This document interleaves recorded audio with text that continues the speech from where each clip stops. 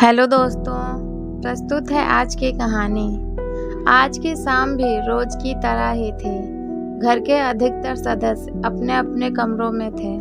मैं रसोई में अपना काम निपाट रही थी। अचानक बाहर से मुझे मेरे पति की आवाज़ सुनाई दी। शायद वो मुझे बुला रहे थे। अभी थोड़ी देर पहले ही वो जिम से घर लौटे थे। आखिर उनकी आवाज़ सुनकर गैस को धीमी आंच में करके मैं रसोई से अभी बाहर ही निकल आई थी कि इससे पहले कि मैं उनसे कुछ पूछ पाती, एक जोरदार थप्पड़ मेरे गाल पर आकर लगा दिया। कुछ पल के लिए तो सब कुछ सुन्न हो गया। ना मुझे कुछ सुनाई दे रहा था, ना मुझे कुछ दिखाई दे रहा था। मैं जमीन पर एक तरफ गिर पड़ी थी, पर उसके एक थप्पड़ की गूंज पूरे मोहल्ले में गूंज चुकी थी। घर के हर कमरे में वो गूंज सुनाई दे रहे थे।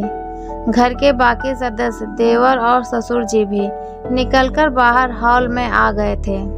वहीं जहां ये थप्पड़ मेरे गाल पर पड़ा था, उसी जगह सासू माँ अपनी विजय मुस्कान के साथ अपने बेटे के पौरुष पर इतरा रही थी। आखिर उनके बेटे ने उनके कलेजे को ठंडक जो प्रदान कर दी थी। सचमुच आज जब उनका बेटा मेरे गाल पर थप्पड़ लगाकर मुझे कमज़ोर साबित कर रहा था, तब सासू माँ को अपने बेटे पर गर्व महसूस हो रहा था। आखिर वो जो उनके दूध का कर्ज जो उतार रहा था, एक जिम जाने वाला बंदा जिसके अच्छे खासे बाइसेप्स हों, वो अगर थप्पड़ मारे तो कैसा लगता है। बस वही हाल मेरा हो रहा था। मैं अस्त व्यस्त अवस्था में जमीन पर पड़ी हुई थी। मुझे ये भी होश नहीं था कि मेरा दुपट्टा कहीं और जाकर गिरा। मुझे लगा कि कोई मेरे लिए तो बोलेगा, पर ये देखकर ससुर जी बोले, बिल्कुल शर्म हया नहीं है। यहाँ देवर ससुर सब लोग खड़े हैं और इसके सिर पर दुपट्टा गायब है। लोग क्या कहेंगे? राम राम राम, घोर कलयुग है। कहते कहते ससुर जी भी वापस अपने कमरे में चले गए। उन्हें इससे कोई लेना देना नहीं था कि इस घर में मेरे साथ क्या हो रहा है। उन्हें सिर्फ इस चीज़ की चिंता थी कि उनकी बहू का दुपट्टा उनके सामने सिर पर नहीं था। ससुर जी की बात सुनकर मेरे पति ने जबरदस्ती मुझे बाहों से पकड़कर उठाया और खींचते हुए कमरे में ले गए और ले जाकर पलंग की तरफ धकेल दिया। सब कुछ इतना जल्दी हुआ कि कुछ समझ ही नहीं आया। कुछ देर बाद मुझे होश आया, लेकिन जब तक होश आया तब तक स्वाभिमान तार तार हो चुका था। मुझे तो यह भी पता नहीं कि मुझे थप्पड़ पड़ा क्यों था। आखिर ऐसी कौन सी गलती कर दी थी मैंने। अभी तक तो मेरी शादी को सिर्फ एक ही महीना हुआ है, पर यह एक महीना कोई सपने जैसा नहीं है। एक एक्सीडेंट में माता पिता की मौत के बाद लोगों के कहने पर फटाफट अपनी जिम्मेदारी निभाने के चक्कर में चाचा ताऊ ने मेरी शादी इस घर में करा दी, क्योंकि उस संयुक्त परिवार में बेटी मैं अकेली ही थी। चाचा और ताऊ के दो बेटे थे। पुश्तैनी जायदाद में पिता का भी हिस्सा था, हालांकि वो हिस्सा अभी भी मेरे नाम पर था। ये बात मेरे ससुराल वाले बहुत अच्छे से जानते थे, इसीलिए खुद यह लोग रिश्ता लेकर आए थे। उन्हें लगा था कि दहेज में वो पूरा हिस्सा मुझे मिलेगा, पर मैंने उसे लेने से मना कर दिया कि अभी मुझे उसकी कोई ज़रूरत नहीं है। बस यही बात इन लोगों को कचोट गई। ये अलग बात है कि मेरे चाचा ताऊ ने वो हिस्सा मेरे लिए संभाल कर रखा है। ये बात मेरे ससुराल वालों को पता नहीं। यहाँ आई तो ससुराल में सासू माँ का बोलबाला था। घर में कहने को तो 3 बेटे हैं, पर सब उन्हीं की जुबान बोलते हैं। थोड़ी देर बाद सासू माँ की बाहर से आवाज़ आई, अरे ओ महारानी, कब तक आराम फरमाती रहोगी? बाहर आकर रोटियां सेक ले, यहाँ सब कब से भूखे बैठे हैं। आखिर रोती सिसकती मैं अपने दुपट्टे को सही करती हुई बाहर आई। मुझे देखकर मेरे पति ने कहा, अब तो सबक मिल गया होगा। आज के बाद खबरदार मेरी माँ को किसी काम के लिए कहा तो। वो यहाँ किसी की नौकरानी नहीं है। माँ बाप ने कुछ संस्कार नहीं सिखाए इसे। पति की बात सुनकर मन घृणा से भर गया। ऐसा कौन सा काम कह दिया था मैंने सासू माँ को करने के लिए जिसकी मुझे यह सजा दी गई।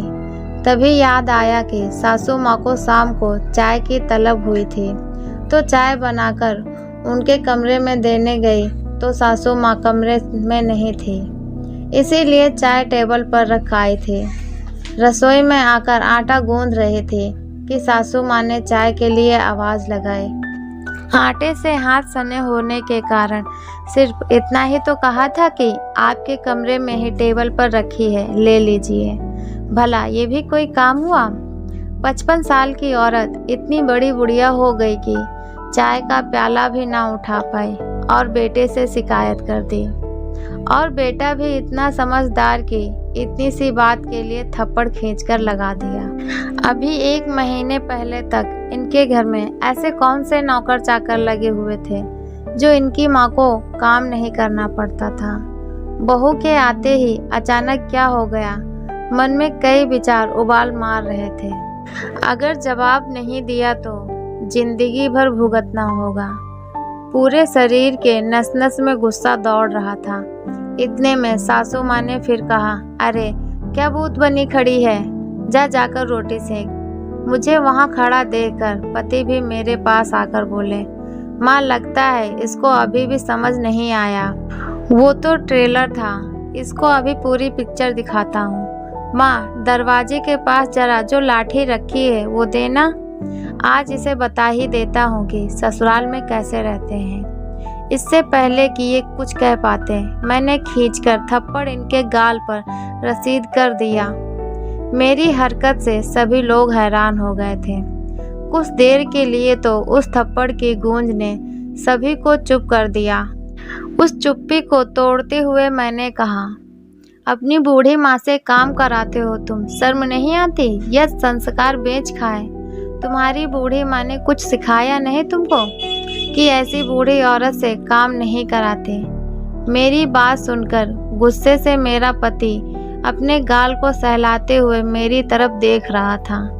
तभी सासू माँ फुफकार कर बोली, तेरी इतनी हिम्मत कि तूने मेरे बेटे पर हाथ उठाया? कैसी औरत है तू, अपने पति की इज्जत नहीं करती। बेहुदा औरत, लोक लाज के लिए ही सही अपने हाथों को काबू में नहीं रख सकती थी। सासू माँ आप तो बड़ी महान है। जब बेटा बहू को थप्पड़ मार रहा था तो वो उसकी मर्दानगी थी, अब बहू ने पलटकर थप्पड़ मारा तो बेहूदगी।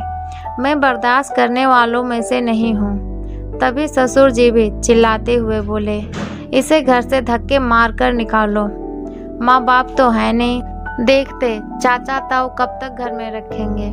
शर्म हया बेच खाई इसने। अरे चाचा ताऊ तो रख लेंगे, लड़की की शादी की है, बेचा नहीं है हमने। हिम्मत कैसे हुई हमारी बच्ची पर हाथ उठाने की? माँ बाप नहीं है तो क्या? इसका मतलब यह नहीं है कि जो जी में आएगा वह तुम करोगे। अचानक पीछे से ताऊ जी की आवाज़ आई। पलटकर देखा तो चाचा जी, ताऊ जी और उनके बेटे खड़े थे। उन्हें अचानक घर में देखकर सबकी बोलती बंद हो गई। तभी चाचा जी बोले, हम तो सोच रहे थे कि त्योहार नज़दीक है, बेटी को लिवा लाते हैं, पर यहाँ तो माहौल ही कुछ और है। हमने बेटी मारने पीटने के लिए नहीं दी आप लोगों को। अरे नहीं नहीं, आपको कुछ गलत फहमी है। ससुर जी ने बात को संभालने की कोशिश की, पर ताऊ जी ने हाथ दिखाकर रोक दिया। ले जा रहे हैं हम हमारी बेटी को, अब सीधे कोर्ट में ही मिलना होगा। बहुत बड़ी गलती कर दी तुमने इसे बिन माँ बाप की बच्ची समझकर। गलती हमारी थी कि हमने लोगों के कहने पर इसकी शादी जल्दी कर दी। सासू माँ ने अपना तुर्रूप का पत्ता फेंका। हाँ हाँ ले जाओ, बिल्कुल ले जाओ। घर बैठी बेटी बोझ ही होती है। जब लोग ताने मारेंगे ना तब पता चलेगा। क्या कहोगे लोगों से कि अपने पति को थप्पड़ मार कर आई है? लोग क्या कहेंगे, अब हमें इससे फर्क नहीं पड़ता। अब हमारी बेटी इस घर में नहीं रहेगी। कहकर ताऊ जी ने मुझसे मेरा सारा सामान बंधवाया और उसी समय मुझे लेकर रवाना हो गए। आखिरकार कुछ दिनों की मशक्कत के बाद मुझे उस घर से छुटकारा मिल ही गया। आज मैं अपने आगे की पढ़ाई कर रही हूँ और जब तक आत्मनिर्भर नहीं बन जाऊंगी तब तक ताऊ जी और चाचा जी ने मेरी शादी की बात करने तक से मना कर दिया। तो दोस्तों, कैसी लगी ये मेरी कहानी? अगर अच्छी लगी है तो प्लीज़ वीडियो को लाइक करें, शेयर करें और हमारे चैनल पर नए हैं तो हमारे चैनल को सब्सक्राइब करें। इस कहानी से आपको क्या सीख मिलती है? कमेंट बॉक्स में अपनी राय लिखकर हमें ज़रूर बताएं। वीडियो पूरा देखने के लिए आपका बहुत बहुत धन्यवाद।